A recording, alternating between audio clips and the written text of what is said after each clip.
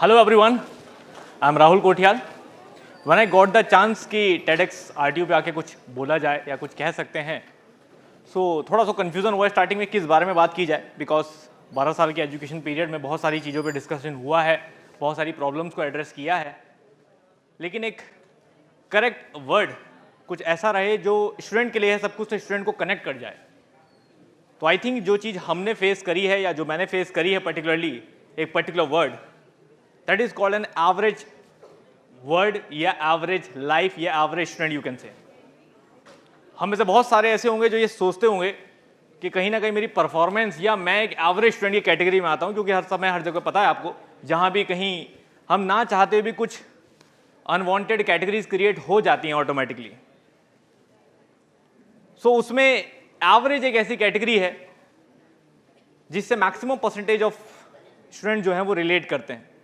अगर एवरेज को और बेहतर ढंग से मैं समझाऊं ताकि आप लोग कनेक्ट कर पाएं, तो एवरेज वो होता है जिसके स्कूल के रिजल्ट में हमेशा लिखा होता है good but can do better.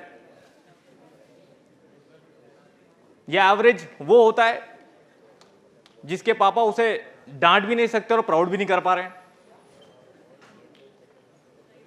या हम ये कहें कि एवरेज वो होता है जिसको अपने सारे टीचर याद रहते हैं, लेकिन टीचर को वो याद रह जाए थोड़ा सा मुश्किल हो जाता है. या एट लास्ट मैं ये बोलूं कि एवरेज वो होता है जो जितना भी ट्राई कर ले उसके बाद उससे गिटार भी नहीं बजता. सो I am that one.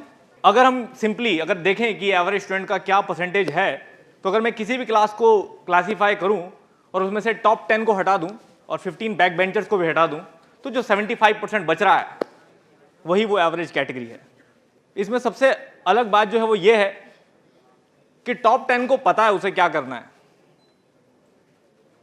Back benchers को पता है उसे क्या नहीं करना है, लेकिन एवरेज को ना सबकी राय सुननी पड़ती है, क्योंकि सबको पता है कि इसे नहीं पता है कि क्या करना है. और आपको एक बहुत सरप्राइजिंग चीज बताता हूं कि व्हेन आई एम फाइंडिंग कि एक अच्छा सा कोड निकल जाए यार कोई एवरेज के लिए, तो मुझे कोड भी सिर्फ ये मिला कि don't be an average in life. तो मुझे लगता है जो सबसे रिलेटेबल टॉपिक है, जो सबसे ज्यादा लोग जो लाइफ स्पेंड कर रहे हैं उसके बारे में कोई बात ही नहीं करना चाह रहा है. या तो आप यहां पहुंच जाओ या आप वहीं रहो. जहां आप हैं उसके बारे में नहीं बोलेंगे, क्योंकि एवरेज क्या है ना, उस कैटेगरी में शायद जो बोलना चाह रहा है वो भी एवरेज रहा है कभी, तो वो क्यों बताए कि किसी को मैं एवरेज था. सो यहां पे मैं रिलेट करना चाहूंगा कि हम भी उसी एवरेज कैटेगरी में से जो कि नॉर्मल मेहनत करते थे तो 60% पे पहुंचते थे और पूरा जान लगाते थे तो 75 पे पहुंच जाते थे. तो हमने भी अपना स्कूलिंग ग्रेजुएशन इंजीनियरिंग जो है कंप्लीट किया, और नॉर्मल कैटेगरी से जैसे भी कंप्लीट करके, और ये 2008-9 की बात है जब वर्ल्ड रिसेशन था, तो ऑन दैट टाइम तो उस टाइम रैंकर्स की जॉब नहीं लग रही थी, तो एवरेज को तो कोई कंसिडर भी नहीं कर रहा था. बट समहाउ कुछ मंथ्स के स्ट्रगल के बाद we are able to join as a GET in some steel industry. और जहां ये हमें फील आने ही लगा था, एवरेज बड़ा जल्दी फील करता है ना, हम लोग को फील आने ही लगा था कि यस ये हो गया सेटलमेंट. अब इंडस्ट्री में एक मैकेनिकल इंजीनियर को क्या चाहिए, इंडस्ट्री. बस जहां इंडस्ट्री मिलती है उन्होंने कहा हो गया, ये मेरा शायद मिल गया मुझे जो मिलना था, और यहां से स्टार्ट करेंगे, एक नया स्टार्ट करेंगे, एक नई लाइफ बनाएंगे. और एक अजीब सी चीज है, कभी भी जिसने ज्वाइन करा हो कभी वो रिलेट कर पाएगा कि कभी भी आप किसी इंडस्ट्री या कोई कंपनी को ज्वाइन करते हैं, फ्रॉम द फर्स्ट डे जहां आप खुश हो ही रहे होते हैं, प्राउड फील कर ही रहे होते हैं, अपने आप को बूस्टअप कर ही रहे होते हैं, तब तक कोई permanent employ of that company और इंडस्ट्री आपके बगल में आएगा और कहेगा कहां आ गए आप, कहीं और ट्राई कर लेते, कुछ इससे बेटर मिल जाता ऑप्शन. और लास्ट में ये भी बोल देगा कि चलो अपना रिज्यूम तो मैं बात करूंगा कहीं. अब जहां आप वो सेटल फील कर ही रहे थे ना, अपने आप को बूस्टअप, एक सेटिस्फैक्शन क्रिएट कर रहे थे, अपने आप को लाइफ में थोड़ी बहुत सक्सेस दे ही रहे थे, कोई आपको फर्स्ट डे पे अनसेटल कर गया. अब आपको लग रहा है फ्रॉम द फर्स्ट डे कि अब यहां से तो जाना है यार. तो सेम ऐसे ही हम लोग भी फर्स्ट डे अनसेटल होकर कर रहे थे अपनी जॉब. बट उसी बीच में लकीली मैं कहूंगा कि मुझे एक फ्रेंड का कॉल आया, और वो यूनिवर्सिटी में कॉलेज में पढ़ा रहा था, तो उसने मुझे बुलाया और उसने किसी बातचीत में समहाउ मेरा एक गेस्ट लेक्चर अरेंज कर दिया किसी क्लास में. तो once I entered into the class,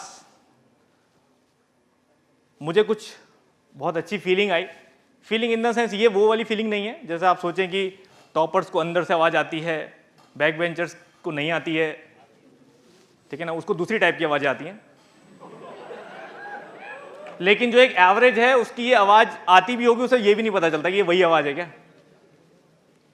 तो वहाँ पे फीलिंग अच्छी थी, एक ऐसा फील आ रहा था कि ये क्या जॉब है यार ये टीचिंग, जहाँ मतलब इंडस्ट्री में किसी को पकड़ पकड़ के अपनी बात कहनी पड़ती थी कि वहाँ 60 लोग बैठे हैं बिल्कुल सीधे आप ही को देखने के लिए कि आपको ही सुनने के लिए बैठे हैं 1 घंटे।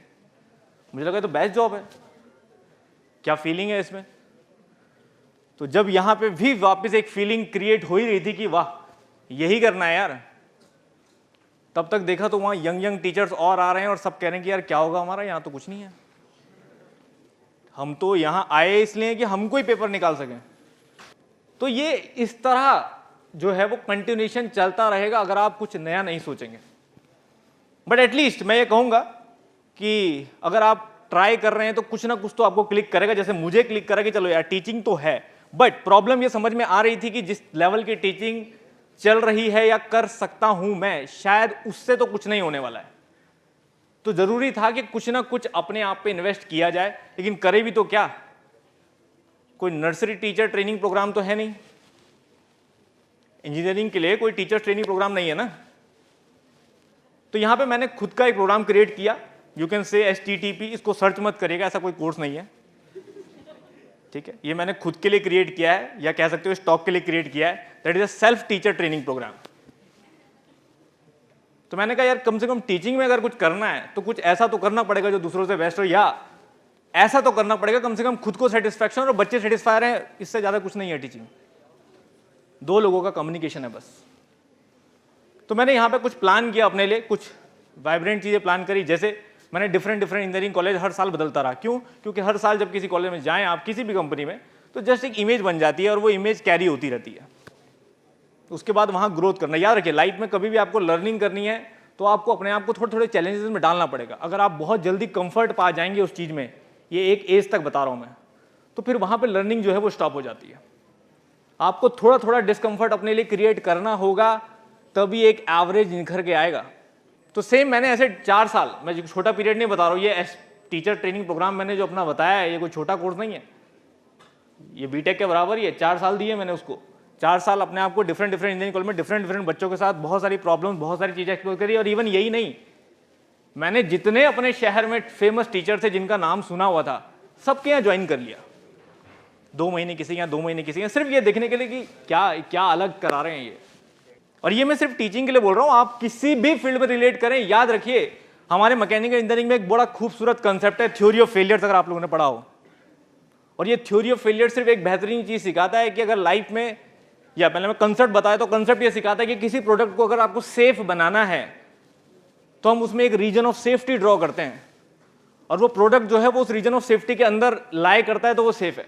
और याद रखिए जब आपको लाइफ में लगने लगे कि बहुत सारे कंपटीशन है, यार मेरे से क्या निकलेगा, सब क्रैक कर रहे हैं, मैं क्या क्रैक करूं, और आपको नहीं बन रहा है कुछ, एफर्ट आप पूरे कर रहे हैं, और वो खैर एवरेज से उम्मीद कर सकते हैं, वो पूरे एफर्ट देता है, जो बोलो वो एफर्ट देता है। लेकिन अगर नहीं क्रैक हो रहा है तो याद रखिए अपने लिए अपना रीजन ऑफ सेफ्टी आपको क्रिएट करना होगा। एक ऐसा रीजन बनाना होगा जहां कोई और हो ना हो, वो आपका कंपटीशन, और आप उसमें सक्सेसफुल हो, जिसकी गारंटी होगी।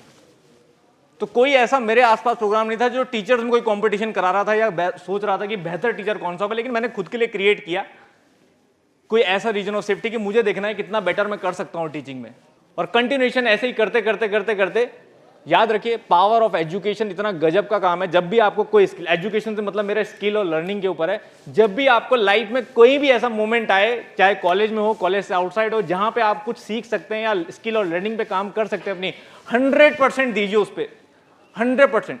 जिस दिन वो फूटेगा ना, उस दिन आपको ऐसी सेफ्टी मिलेगी ना लाइफ की, आप दोबारा कभी भी उस फियर में आएंगे ही नहीं कि आपको अनसेटल फील कर पाए कोई, या फिर किसी का एक कमेंट आपको हिला दे, चांस ही नहीं है। तो सेम ऐसा ही हुआ। इन सब के स्ट्रगल के बाद मेरे को जो मिला है वो सिर्फ एजुकेशन लेवल और अपने करियर लेवल पे नहीं मिला है, एक decision making for the life. ये सबसे बड़ी पावर है एजुकेशन की। जब आप पढ़ते हैं तो आपको जरूरी नहीं है कि कोई ग्रंथ पढ़ने की जरूरत है अपना दिमाग खोलने के लिए। आप कुछ भी पढ़ेंगे ना, कुछ भी चीज पे इस दिमाग को लगाएंगे ना लर्निंग में, ये आपको उस लर्निंग की, कोर लर्निंग के साथ साथ आपकी पूरी लाइफ के लिए आपको माइंड ओपन कर देगा। आप इतने बेहतरीन डिसीजन अपनी लाइफ में ले पाएंगे ये यूनिवर्सल ट्रूथ है। और ये कोई आपको कोई रैंक होल्डर्स या वो नहीं बता रहा है, ये बता रहा है आपको जस्ट एन एवरेज लाइफ गुजारने वाले का एक एक्सपीरियंस है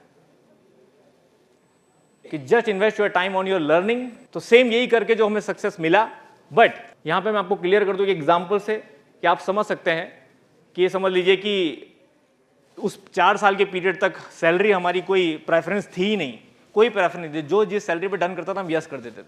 लेकिन 4 साल बाद मैं एक एग्जांपल से बता सकता हूं आपको, क्योंकि ये नहीं बता सकता कि क्या क्या कर दिया। एवरेज की खास बात ये अपने बारे में बात करना पसंद नहीं करते हम, पढ़ लेना।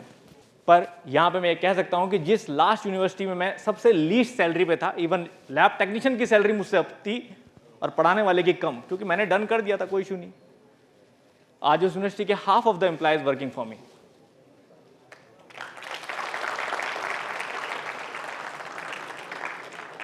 और इस बात को मैं कोई प्राउड में नहीं कह रहा हूं, मैं थैंकफुल हूं उन लोगों ने जिन्होंने मेरे पे भरोसा दिखाया है, जो मेरे साथ हैं, जो मेरी टीम है। याद रखिए, अपना टाइम लाइफ में कभी भी इन्वेस्ट करें, 2 चीजों पे ध्यान रखिए सिर्फ, एक लर्निंग और एक रिलेशंस। आपके साथ लोग होने चाहिए, बिना लोगों के आपका सेलिब्रेशन, आपकी छोटी छोटी सक्सेस को कोई वैल्यू नहीं है, because we are human beings. हम एक दूसरे के साथ ही पूरे हैं, अकेले नहीं। तो एट लास्ट मैं यहां पे ये कह सकता हूं कि being an average life is not a curse.